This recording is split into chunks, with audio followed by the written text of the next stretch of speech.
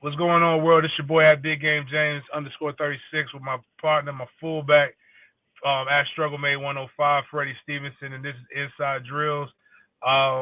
Inside look with guys who've been there where you want to be at, played at the highest of levels. But we talk about football, we talk about life from a perspective that very few can.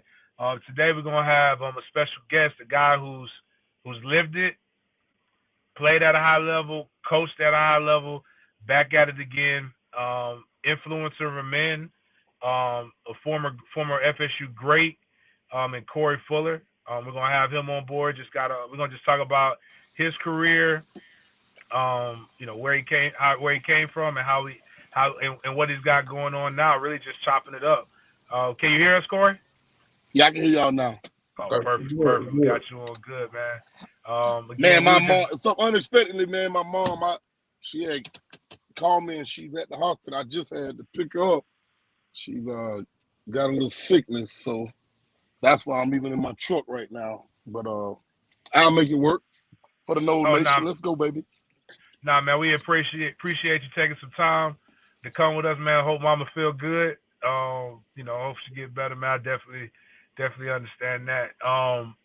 Before we get into the current thing and what everybody's in, what our podcast is obviously me and Freddie both played. Obviously played at Florida State like yourself. But really, we just talk real about sports, how it's influenced our life, and what's going on. So how I wanted to kick it off is how what where did Corey Fuller come from, and how did you wind up going to Florida State if you don't mind? Well, I'm from Tallahassee. I went to Ricketts High School on the south side of Tallahassee. Um, I was committed to the University of Georgia, man, to be honest. My 10th grade year, my ninth and 10th grade year. I went to Georgia in my ninth grade, went back my sophomore year. They offered me a scholarship right then. And we was riding it out. But my coach came to me and was like, look, this recruiting stuff is going to pick up. And it did. It went crazy. But Florida State came in there. And at that time, Dion was just starting to really create prime time. And, you look at it, Florida State, we had Bobby Butler already had been drafted. Uh, JT Thomas, another guy came out of my high school, had been drafted in the first round. So, like, the name was being built, and Mickey was being labeled as one of the great teachers to get guys ready for the pros. And so it made it easy for me being here and going to Florida State, because we was on the map by the time I got there in 90. We was all the way on the map for worldwide recognition for football. But it started back in about 86. When that class came in, they just started producing dudes. So who didn't want to be a part of that? Talked about OG Bobby Butler, man. A lot of people don't even recognize that name. And you talked about JT. I got a chance to interview him in the beginning of quarantine. Him and the original four guys, man. Solid individuals, man. Great men to talk to. What was it? So I tell people all the time about one of the coolest things of walking out onto that field and having your name called, and they say, and from Tallahassee, Florida, such and such, and just no matter who you were, it felt like the crowd always cheered a lot louder for the hometown kid. What was it like for you being the hometown kid, being able to start at Florida State, and being able to be a big time name for Florida State? I think, to be honest, man, my name became more cemented in Florida State for my pro career. I started 1 year at Florida State. I didn't get redshirted. It's my story is really wild with my football career at Florida State. I didn't get redshirted, and so the sixth game of the year, I broke my ankle in my rookie year, my freshman year. I'm saying rookie. My freshman year, I broke my ankle, and I couldn't get redshirted back then. After you play in 6 games back then, your redshirt, you couldn't be redshirted, so it was burnt. It wasn't burnt. So which unbeknownst it became a blessing in disguise later on in my career when I really got hurt. I blew my right ACL out, and I played in a lot of games going into my junior years. I was number one, or my sophomore year, I was number one rated nickelback in college football. Back then, they used to rank the nickelbacks. I was number one ranked nickelback in college football, and so I was frustrated. Wasn't playing. I'm looking at the family situation. I'm like, man, I'm big. I can run 4.3. I ran track at Florida State. I was like, you know what? I'm out of here. And unbeknownst, I blow my knee out. And now that red shirt that I felt so bad about, it came back to rescue me later on in my career. So I went from thinking about leaving after my junior year to my senior, got to stay for 5 years because I had to rehab for one whole year. For 15 months, they rehabbed me. And I came back and I got a chance to finally start in my 5th year. Started 13 games at Florida State. I had 2 picks. I was a second-round draft pick. But Cromartie's on is a little more special than that. He didn't play no years at Florida State. Was a first-round draft pick. So that's how well Mickey was developing us and how his name had became cemented with cornerbacks in the NFL. And so when I left Florida State and went to the NFL, my career took off. I was all rookie. I think about a stayed in the Vikings, my career would have really been cemented in the NFL. My name probably would be bigger amongst the cornerbacks in the NFL. But I left the Vikings to go to Cleveland as a free agent. And I felt like I had started for 4 years. They didn't, no expansion team should pay me more than the team I done served for 4 years. So I kind of got in my feeling. I told my agent, man, I ain't going back there. Get that mess. And so I left and went to Cleveland, I had a great time, man. Helped them get in the playoffs in 3 years and had a lot of fun, helped develop a lot of guys. And after that, Butch Davis told me I had too much power. What the GM said, I had too much power in the locker room. After coming off a 27 broke up pass year, 4 interceptions, 4 calls for me. And just was, they let me go because they said my boss was too powerful. And we had a lot of young players. And I went to Baltimore my last 2 years. But I think my name is bigger because I am from Tallahassee, but it's definitely for my pro career. Because my grade was high coming out. Before I blew out my knee, I was the number 4 rated cornerback going into the NFL draft. And I came back off of ACL and was the number 5. So I got drafted higher than the guys that started multiple years at Florida State, easily, way higher. I was projected going the first round, but you got to think in the 90s, they still was scared of a reconstruction knee.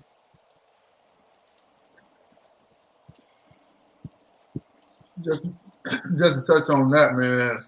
At this level, a lot of people want the glory. A lot of young cats want the glory, but they ain't willing to have to struggle for it. So, what would you say? Would you say your struggle in college kind of helped you at the next level? Like mentally, where do you have to take yourself in college and translate my that over struggle in life, man. My mama and my grandma. My mama sitting with me right now. I'm taking her home from the hospital.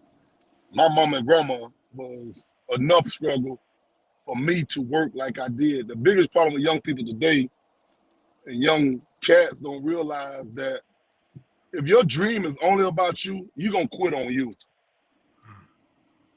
So, like, I know it's popular to do podcasts and all this stuff, man. If y'all are doing this just for y'all, that ain't going to get you where you want to go. You got to find your why, and your why got to drive you every day. And so my struggles, like, I ain't even talk about some of the stuff that happened. I just told you about my knee injury at Florida State. My little brother got killed while I was there. I had a son while I was there. It's a lot of things that was supposed to prevent me from being what I became and who I am to this day. But those same things, it was supposed to prevent me. It made me who I am. You know.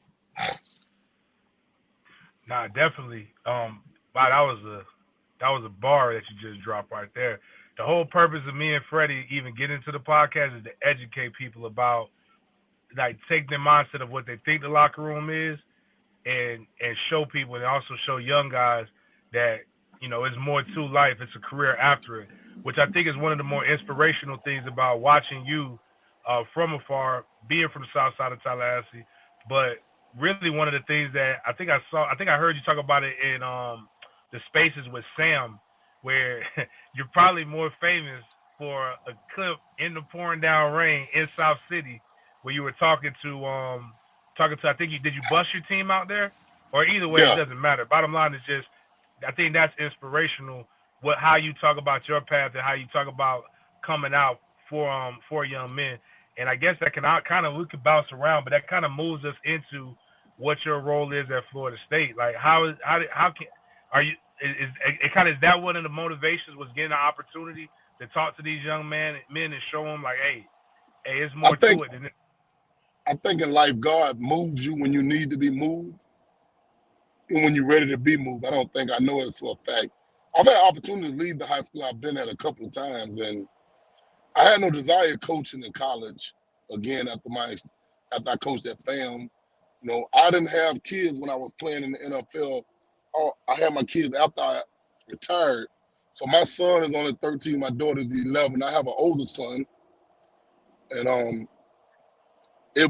I wanted to be in my kid's life. So I knew that college schedule wouldn't allow that. But the role that Coach Norvell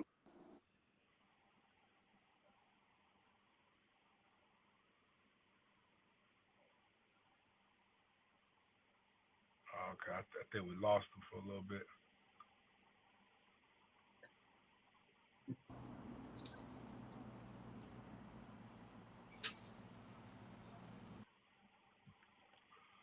All right, we'll get him back on here. That's we got Corey Fuller, former coach of Gaston High School, former defensive coordinator at Florida A&M University, former Seminole, current.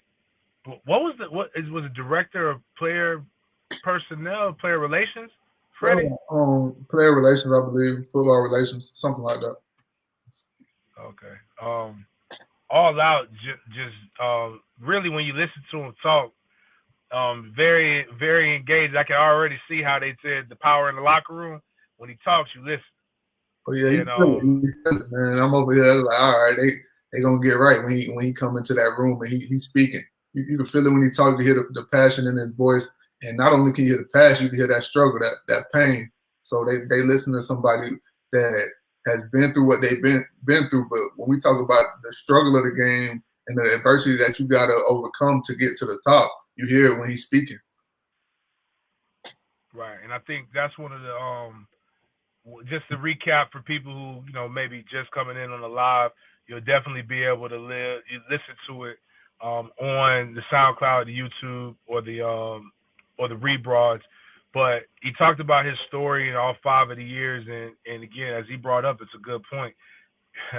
We probably, Freddie, you would know, one of the funny, not funny, but one of the chopping up a burger into 5 pieces. That's some adversity. Getting the injury in college probably ain't, but we're gonna have him, bring him back on, and have him get to talking again. You hear, Corey? Yeah, I'm here. All right, So, all right. like, listen, like, it was like a 4 or 5 year run where things was happening in my life where I had to overcome and make this good. You know, when I got drafted, I was sitting in my mother's um, house. I was projected going the first round. Like, they called my name at the 30th pick. I was supposed to go from the 15th to the 30th. Because back then it wasn't no 30 teams or 31 teams. And I was they only did 2 rounds back then in the first that back then in '95. I didn't get drafted till like 8 o'clock that night. I didn't go crazy, jump up. I actually went to the movies after. Next day I had to be in Minnesota. I went to the movies. Uh, I've never been a big celebrator because I've always been working towards goals and dreams to make other people around me situation better. I've never like said I'm working for me. I'm going to the NFL. I'm going to the NFL.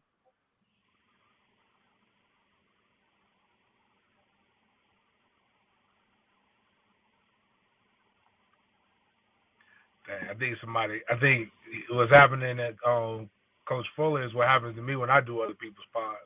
They keep calling you, Oh and yeah, yeah, and you it can blow you, call. and it knock off your sound. But yeah, yeah, he's doing stuff with his mom. But again, until we get him back on, let's talk about what do you think the addition to the addition to him to the staff. What do you think? Like, because we talk a lot about former player involvement and things of that nature, and everybody wants to bring on. Oh, let's try to see he's here again. All right. Man, every time somebody call you on the phone, it kick y'all off. Yeah, man. I had a Amber Alert come up. Y'all probably got it on y'all phone too. Never know who you might be saving, man. So I always just had those Amber Alerts set. But yeah, man, it's just this generation, man. My 13 plus years, I've been coaching about 15 years. I've been out of the NFL 17 years now. And see, it don't even seem like that. What these kids don't realize that the box that they live in and the opportunity they have, it is very rare. And it's a short window. Like if you don't do your schoolwork, you've been flunked out within a year and a half. If you're a great player, you'll leave in 3 years. Bar that you go 4 years. But if you some injury, the fifth year to me is really like just if you get injured real bad, give you a chance to recover. But you got a 3 to 5 year window to live this life at one of these PWIs, a life you'll never be able to reduplicate.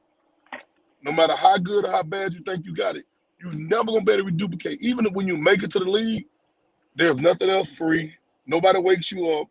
It's just so many things that go with it that the kids don't see. And I think that God has placed me in Florida State to help bring it back, also to help them understand you're walking on the backs of legends and giants. There's a lot of sacrifice that went into and we're not even a top facility-wise place, but this is still a special place. And it's just too many of them coming through in my opinion, taking it for granted because it shows in wins and losses. And that ain't all on the coaches. I think wins and losses don't on the whole organization at the time. But we it's been proven, tried and tested. You do it right at Florida State, you're gonna win a national championship. Amen to that. What has been your initial thoughts now that you're around the guys a little bit more? I think you're a weekend now, right? Yeah, I'm a weekend. My initial thought, man, just we gotta work. We gotta work. Gotta work. I think, honestly, and I'm not making a homie statement on this. Coach Norvell, watch him move now, up and person and close, he's the right guy. He has the right heart. He's a live version, because he's a live version of Coach Bound right now in some aspects, in certain ways. Because, man, the man has a heart for these kids. And that's what really get us to move. You can give us tough love, but we got to know you care. And that's what Mickey did. You know, you these kids, this generation, I put a lot of kids in college. Me and my staff, I put a lot of kids in college from Power 5 to NIA schools. These kids don't care how hard you work. They don't care how hard you put your foot on their neck. But they need to know how hard you care about them. And if they know you care about them, they're going to give you everything they got. They're going to give you everything they got, man. And so that's what I'm trying to bring to the table. My experiences and for me dealing with young men. And I know this for a fact, no matter what they say, there's not a kid that put on their helmet, no matter where they from, what institution they go to, that don't want to go to the NFL. So the one thing they can't do, they can't give me excuses because I know they dream better than they know it. And I know this for a fact. You're not going to make excuses and play on Sunday. That's just not going to happen. And even when you got all the talent and you do everything right, you still better be praying. Because that's the case. Everybody at Alabama be in the NFL. Everybody at Ohio State. Everybody at Georgia. They have guys that start, help them win a championship, that be free agents or don't even get an opportunity. Should I watch one year? Alabama had a center that had 3 national titles, didn't even get drafted. So it's the reality of it, man. It's such a big business, and the business is not a we gonna see, we gonna wait. No, they don't wait. They don't wait on nobody. Them days of developing, you got to come to develop, ready to play. And so these opportunities that these young men have, they have the greatest opportunity in life to change their fortune for themselves and their family if that's what they want. But this generation, everything is about them. So when it's about you, you're going to quit on you. I can promise you that. You'll quit on you. But I couldn't quit on my mom or my grandma. I couldn't. I just wouldn't. No matter what happened, no matter how bad the challenges was, those challenges made me change. Them challenges made me charge. Those challenges made me run towards them when I realized that that's what they were. They was just challenges that was designed to get me to where God was trying to take me in the game of football and in life. Man, he got me fired up over here, man. I'm excited about this. Like we've been saying this. A lot of people talk about the 4 stars, the 5 stars. You looking at guys that was all of that, but none of it would have mattered if we had no dog in it. You gotta have that dog in you. Like you said, man, you gotta be fighting for something bigger than you. If I was lined up against somebody, they just grinding for them, I'm gonna eat them alive. Every single year I played hurt. You feel me? Total miss Right. every year, but I couldn't look Let me back. help you get out. Mama's struggling. And I know a lot of people got those same situations, so I'm excited to see the guys around you. I feel like you're gonna add value, and I'm excited about having you part of the program now. See, like I'm not there to coach, and that's what people need to realize. What I'm there to do is help these young men understand the value that they have and what they can do for their family just by getting their degree from Florida State. So when you get somebody's mind and then their heart, they'll give everything they got. Mm-hmm. They'll give it. Man, I can't tell nobody I like Nick Andrews in college. I respect the hell out of him in college, but I love him. I love him now because what he was giving me was preparing me for things that I've gone through after post career. He was preparing me for life. Man, You know, the way my mama raised us tough. It was preparing us for life. It was a single mother with 2 boys and living in the projects. So, I got to go get Chase some food because.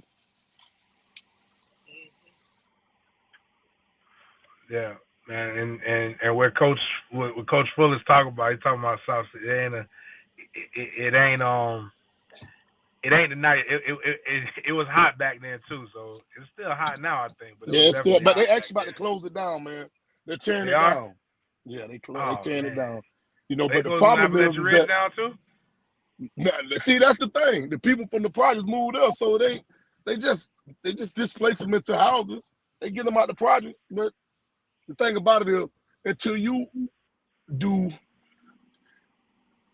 so they take money and invest it into the south side of Tallahassee, they can build what they want to build up. That mentality is still there. So if you put people in there, if you don't put cages around them and gates around them, they gonna get the same thing that happened in other communities. But now you give them more access to the damage to be more deadly because so you're gonna try to build up where the project used to be, you're gonna build up some nice stuff, let people move in that ain't us and leave it right on that side of town. So you're not gonna displace all those people. See, that's what happened in those other cities when they do that gentrification stuff and revitalization stuff and like they do in all them cities. So what you do, you take the violence and move it from the city out into the suburbs. Because you're not gonna be able to just take the people and say, well, you out. You ain't got nowhere to go. You gotta give them somewhere to go because it's the government. So I don't know everything they doing, but I know I went by about a week ago. It was like 5-something in the morning, took a picture of my apartment that I grew up in. Because I know they couldn't tear it down. And I want to always have that picture of a picture of a reminder how far God has brought me and delivered me in my life. Like I'm 50, man. I lived a life like God owed me nothing. All I ask God for now is time and health to see my kids make it. I want to see them get grown. My prayer is the same as my mama prayer was for to get grown and take care of themselves. Man, God don't owe me nothing, man. I done came through the hood and everything that's fly. I went from the project to living in a gated community. So God has been good to me. The game of football been good to me. And then God he pull out another trick 30 years later, take me back home. So like, man, I'm like I just really I'm ecstatic, man. I'm ecstatic for the life that I done lived. Has it been the smoothest road? No. But because of my life, that's why I post up in the morning, like try to do it. I'm more on it. I was going through all that NFL concussion stuff, man. You know, it's real. Like I had 540 some hits just in the NFL alone of tackles, not including practice stuff, but it's real. These guys really need to take care of themselves. The ones that's playing, the ones not playing. You know, just so much that this game take out of you. It's your job to get something from the game. And that's my message to these young boys. Hey man, the game gonna get some out you. The game gonna take some out you. You better get some out the game. Because you stay at Florida State for 4 years and you leave here without a degree, I can promise you, the life you thought you were gonna have, whatever way you see it, it's gonna be 10 times that the other way. Because grown people don't take care of grown people. When you go back home without a degree and not the NFL, and somebody was counting on you, and now you need their help because you didn't do what was right, oh man. So I think a lot of my experience is gonna really help. You know, so man, I'm looking forward to it. I'm running hours like I'm back in the NFL again. Now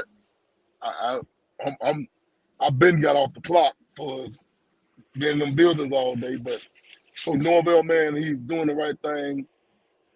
He has a lot of energy. I like the way he coach. He kind of got, to be honest, man, the man got some Corey Fuller in him, you know. But you got to be a little crazy with my people. So I love it. I love it. We're gonna do some great things, man. You know, people got to be patient. You cannot build when you've been tore down. You don't just build a house overnight. The foundation has to be laid, like with y'all podcast. You got and just remember this to encourage y'all. Don't despise small beginnings. That's biblical. The Bible said, "Be faithful with a few things. I'll make you rule over many things." Like I'm not the head coach. I'm not coaching, but I am entrusted to help with these players. That is a big thing. I am at the institution that I went to, and it's a crucial time in the movement. So God has designed and designated me to be a helpmate to this situation, to Coach Norvell. So I'm very grateful for that. I'm very loyal to that. So I'm going to give him everything I got, just like I was giving at the high school. Whatever I do, I go all in because you're only going to have one shot to get it right. So I've been spending a lot of time with the players, calling them in. I'm going through the whole roster, trying to get to know every guy, you know. And so when I'm working, I got to get to know them, got to get to know stuff about their family, everything, man. I want to do my job so well that when Coach Norvell speaks about me and in that position, when he speaks to his buddies or brothers that's in the same role as he is, that they want to hire guys like me to do that. Because credibility and not credibility in this sport with this generation of kids is big. So my credibility is big because of my background and my resume. And what better place to use it and display my skills at than my own alma mater. Like people been seeing it from the outside world. Now they'll get to see it from the inside world and they'll see the impact. Because I know this for a fact. I have a gift to deal with young men, no matter what color they are, what they have. They can be rich. I'm gonna be able to reach them because that's the gift God gave me. Because I get too many inboxes from grown men, from grown people, telling me they needed that. Like really, man, I should be motivational speaking. Like I thank God when I meet God when they gonna tell me, look, you left you left $30 million on the table because you wouldn't just walk into your real gift. Like I hear Eric Thomas tell me he got kicked out. He tell me he ate out the garbage can, all this and that right there. Like if any homeless person got a microphone and started talking, that kind of like a familiar story. You know that? But like Eric Thomas, he wouldn't I like what he stands for. I like how he speak. I like how he encourages people. But when I listen to the story, it's self-inflicted, right? The things that I talked to y'all about was all out of my control. Just think about the things that I talked about. It's out of my, and I didn't tell y'all this. Man, I got dyslexia. Like I wasn't supposed to graduate from high school, more or less, get a college degree. Like every excuse you supposed to have, I could have used them. It probably would have been okay. He's just not a strong person, but he has a valid reason to not do this or to give up because this X, Y, and Z happened. I let it into my life. Okay. I've been on food stamps, welfare. Okay. I got hurt. Okay. My brother got killed. Okay. Like, I'm finna help some men that listen to y'all part. My oldest child at 5 years old,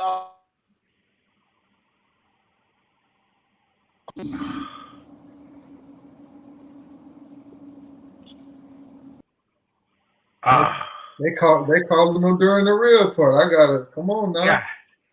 Damn, now I'm shoot. I asked popcorn. He's like my oldest. I was like, man, damn, what he finna say? But we'll get Coach Fuller on again. Coach Fuller just took on the role, sounding like it's gonna be a true, real mentorship role into guiding these young men to know what it is that's right. We've talked about this on our podcast and in numerous conversations about guys not understanding what it's like to rock the logo.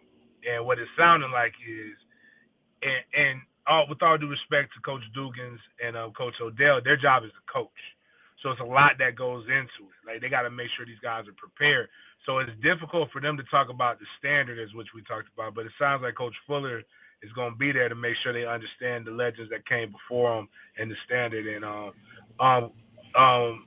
Corey, where you got cut off, you was talking about your son at 5 years like old. my 5-year-old son, I found out going to my second NFL biologically, he was my son. But I raised that kid. If I get him on this podcast right now, he gonna say, "Dad, that's my daddy right there." Like I've had everything happen that should have broke me. Like the standard is real. Even like I told them guys, you can look on that board up there. It's some All-Americans, 2-time All-Americans that play down in the NFL.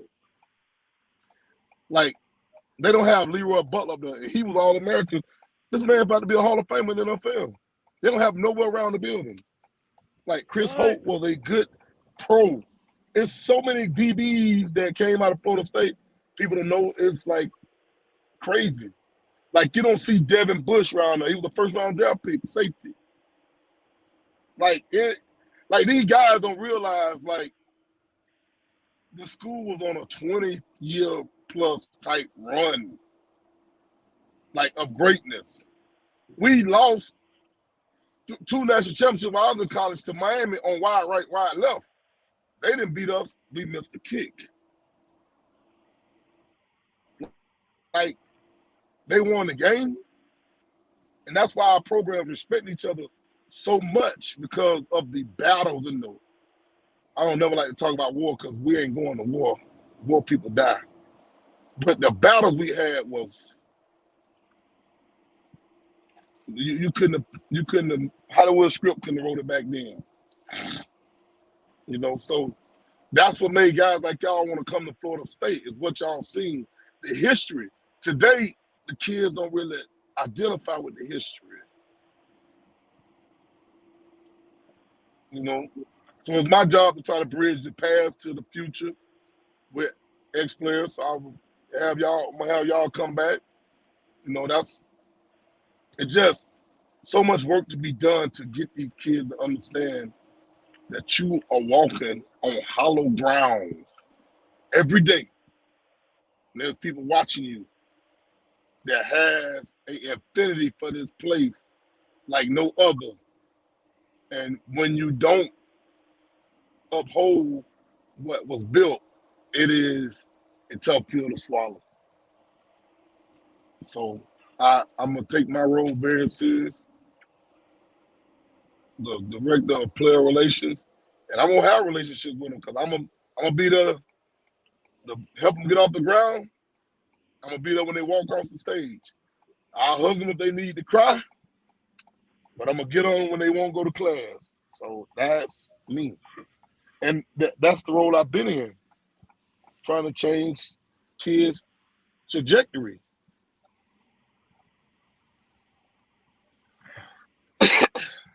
Damn, I'm kind of amped up, man. Shoot, I might need to call you right before my son's game tomorrow. Might need you to talk to them, talk these kids up, man. We playing get them Hey, motivated, man. But it's a got to lot of those things. FaceTime me, coach. Just FaceTime me. Uh, just FaceTime. No, honestly, I saw a video on YouTube of me speaking.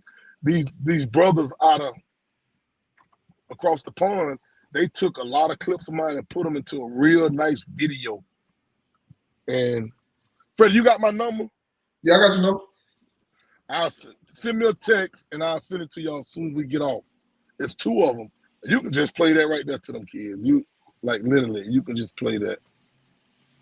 Like I said, do not use. Now I got to get out. I'm on a podcast. You know, I didn't even know we was coming like this today, man. I didn't even know. I wore the unbreakable shit, but this is the perfect person to bring on the story. Crazy. I didn't expect all this. yeah, man, it's real. Yeah, I'm gonna have to come right back on, man. If y'all want me to, I need to pick up my mama medicine. Name is Alice Bates. Go ahead and handle that. Then come back on, Corey. Okay. I don't want Corey giving no accidentally giving no important information, getting his mama stuff. But again, so something that me and you have talked about so much is everything that he just espoused, just talked about, is why it's important to honor those who came before you. And I tell people all the time, it's like, y'all might not recognize who Corey Fuller is, but I do, but I'm a South Side of Tallahassee product. So it's a big difference. But, like, I think we said it on the one show. Imagine coming into Florida State, and I don't think they sell it well enough yet. It's damn near impossible to be top 10 at Florida State in your position of all time. Like, just think about how, even our position, fullback, I say William Floyd is the greatest to ever play. I agree.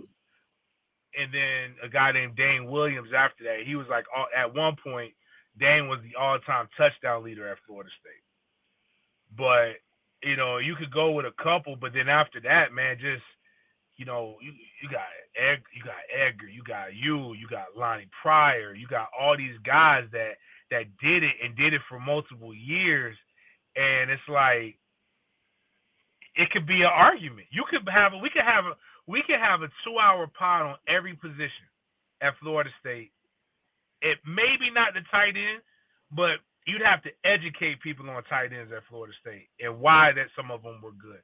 Like, a lot of people don't know about Pat Carter and how good Pat Carter was. But I think Lonnie Johnson, they don't know about Lonnie Johnson. They don't know about some of these guys. So, but like, these kids come and like, oh well, y'all ain't putting nobody in. But then when you if you just sit there and we made a graphic, you'll be like, damn. I talk about my position coach Billy Sexton all the time. I like Billy coached from like '79 to like '09, I think, or something like that. And do you know every year this man had a guy in the NFL? Like multiple? Like he didn't have a back that came out of his like that at any point that wasn't in the league. My class, Lorenzo Booker, Leon Washington, myself, and then and he ended up transferring out Jerry Curl name. Oh, Thomas Clayton. That's 4 guys in the 2002 class that all got a cup of coffee or more in the NFL. That's crazy, right? Like, just think about that. And so, like, all these names that he was dropping that people don't even know, but being able to bridge the past is something that we've talked about that's really, really important. It's good that we got Coach Fuller in here doing those things. So, Coach Fuller, you talked about Coach Norvell and his energy. That's one of the things that I ain't gonna lie, man. It threw me off. Like this man, I've seen Coach Norvell at 6 a.m. I've seen him at 10 p.m. I've seen him at 11 a.m. and 2 in the afternoon, and he's always on 10. Is this true, or is it I just caught him at the right moment? Nah, he's just a very energetic guy. Some people are and some people not. I've never seen Coach Brown raise his voice. Mm-hmm. No, but only time he ever raised his voice probably when he was on the tower talking to Mickey when Mickey was getting on either a coach or back then it was tense, man. Practice used to be. That's why we produced so many players, man. It was a battle in practice before you got to the game. So I never saw Coach Brown draw a play. Like my leadership is more like Coach Brown, but the program was ran with Mickey Andrews' philosophy and attitude wise. It was dog eat dog when I was in school. So like that's why so many of us was produced. When you go back and look at the run, probably all the way up to like basically like 2000, be real, like 2009, 8, 10, you go look at the draft picks from 90 to then. So you go look and you talking about a 20-year run, go look at how many draft picks, look at how they was, and look at the names and look at the board and see who really was this or that. And you'll be like, man, he with him, he did. You'd be like, wow.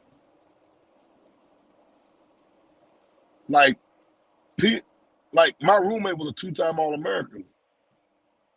My other classmate was a 1-time All-American.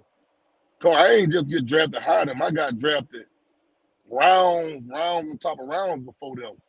That's how they was breeding us. Like these people were spitting us out of like us in Miami. It was like they were spitting us out of a machine. All right. So we're not gonna keep you too long because I know you got your mom and it's Friday night. But you got it. So it's 2 things that everybody knows about an Arab player sport. Obviously, and you brought up one of them. Would love to hear a good Mickey Andrews story because when you was talking about Mickey, it made me think about when I came back on campus and I seen Mickey. I love Mickey to death. But damn it, if I didn't want to, he was in his walker. He had just had hip surgery, and I told him I thought about pushing his old ass because of all the stuff That's the that thing happened. about it. Like I can't tell you that I love Mickey Andrews for 32 periods a day. I respected him so much that I would never disrespect him. Right. But I love the man to this day. I love this man to life. Because this man helped create the man that I am today through his method of coaching. And people don't realize this man played for Bill Bryant.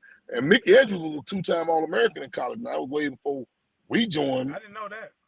Yeah, see, that's what I'm saying. So resumes have a lot to do with this generation, but resumes had to do a lot in our generation too. Because you can't coach people that hard and not be able to say something about yourself. But Mickey never talked about his playing days. We just know because of that Alabama stuff. But great coach, great person, just was very old school. Like he couldn't coach in this generation. And all the reason Not at all. I coach in the generation because the environment I was in at the high schools I've been at, it required me to be old school. Like I don't know if I could coach the way they can coach today. Like they find a coach in the NFL for slapping a guy on the helmet. What the hell? Come on, like literally, like this ain't no child. It's a grown man. Grown man hitting the grown man. Mickey said some things, and I seen some stuff that like Mickey said some stuff when I was at 18 years old, and I heard some stuff, and I don't know. I'm like, man, that's original. that's different right there, man. Man, I heard Definitely some of the things from Mickey to other people getting on me too, you know. But back then you could get away with it. You know, these kids today, man, these kids might fight you. You try them, man. You know, but I for Florida State and Coach Norvell for having enough heart to see the work that I've done and feel like he needs me on his team. Oh, they got to fight now.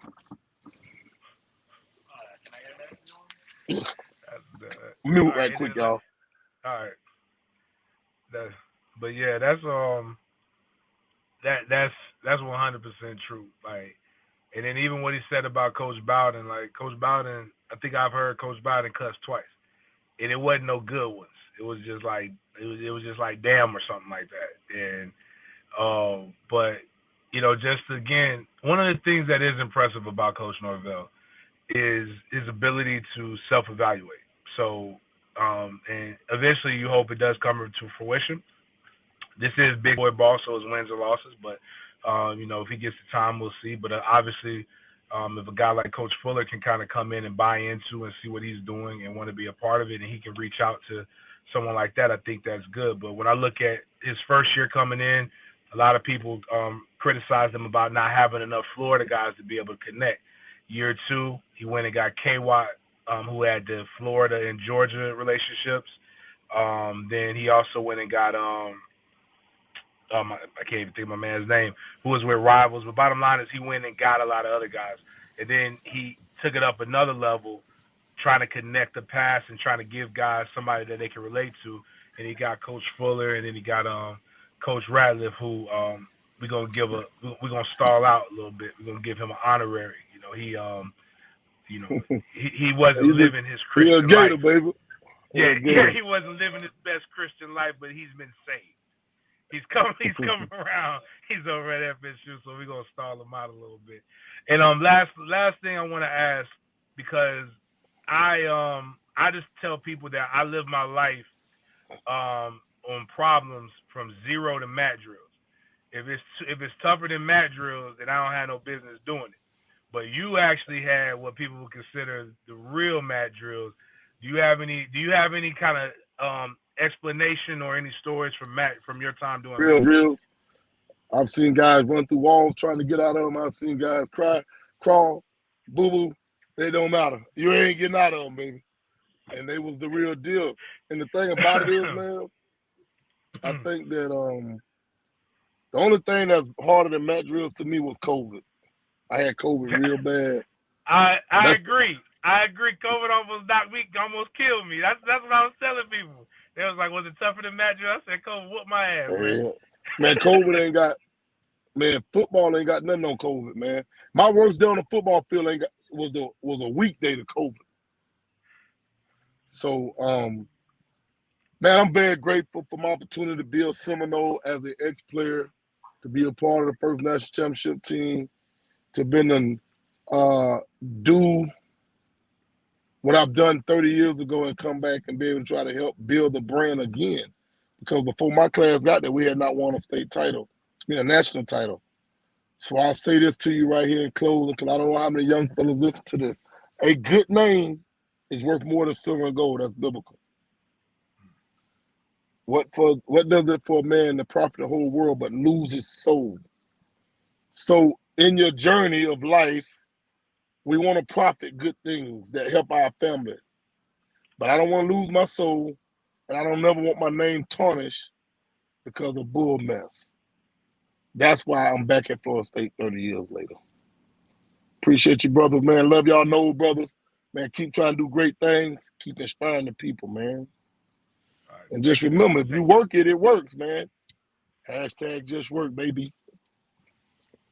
Yes, sir. Yes, sir. Appreciate you. Appreciate you coming Y'all on and send me that. giving I'm us gonna see some of your y'all the time. videos, man. Then tell me what y'all think about them videos. I bet. Definitely will. All right, y'all boys be blessed, man. All right. That's Coach Corey Fuller, new addition to Florida State staff. Man, listen, you know, we got some people on here on the live. I'm telling you, man, it ain't even about me and Freddie right here. If you wasn't inspired by that message, whether you like Coach Fuller, you like Florida State, whatever, he dropped some gems, he dropped some bars in there, some stuff that I wish I really would have written down. I'm gonna try to go remember it. But I think one of the biggest ones is if you're doing it for yourself, you're gonna quit. That was one of the main themes that I got from that. And then just talking about keeping a good name. I mean, you know, and it's just I think if you've ever heard my story, and if you've ever listened to Freddie tell his story, a lot of those same things have been echoed every week when you've heard us chop it up with the current players, which we're going to do a lot more this season as well. Hopefully, you know, hopefully we maybe get a little bit more guidance in doing it a specific way or less pushback, because obviously nobody really cares about our program in the media quite like we care about the program. But you know, but the biggest thing is you can see why the addition of Coach Fuller was such a blessing, and obviously he's there for the mental aspect. I'm sure if a kid asks him for some free game about how to play the position, he's gonna be there, be all in for him. But you can't. Everybody can tell you how to do it, but they never lived it.